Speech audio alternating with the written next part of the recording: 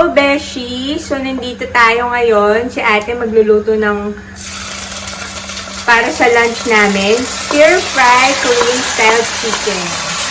So, yan. 10 yan. Yes. Ay, yan yung chicken. No. Thai part yung ginamit ni ate para mas healthy. Yan yung chicken. Minarinate na yun ni ate.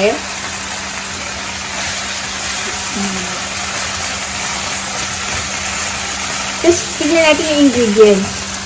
Ayan, may carrots, may spring onion, kasi ito, gochujang. Hindi ko alam kung na-pronounce na yung tama, pero yan, napakasarap na Korean taste. Siyempre, olive oil. Ayan, yung breast naman, ilalagay naman yung ating breast. Yung na yung Thai, tapos ngayon yung breast part naman. Kasi yun yung olive oil yung ginamit ni ate. Para mas healthy.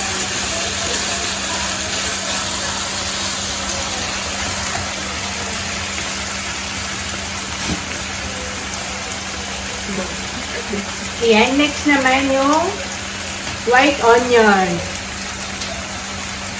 Dapat marami para mas masarap, saka mas malasa.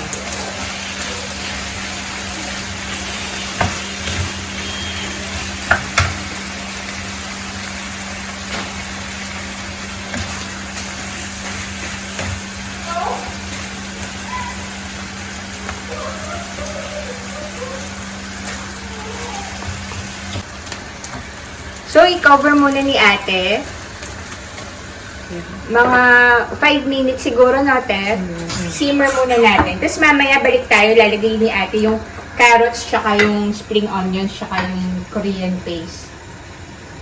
So, after nung ma-simmer yan, carrots, nilalagay ni ate. Siyempre, haluin.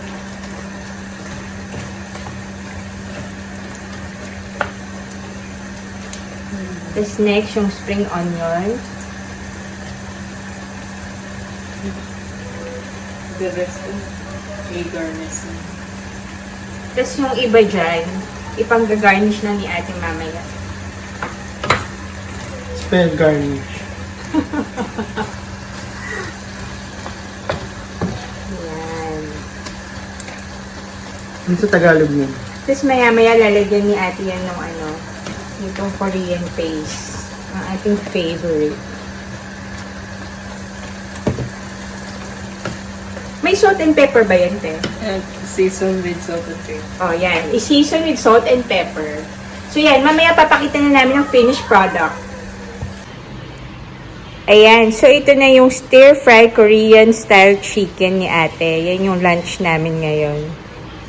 Ayun. Bye-bye!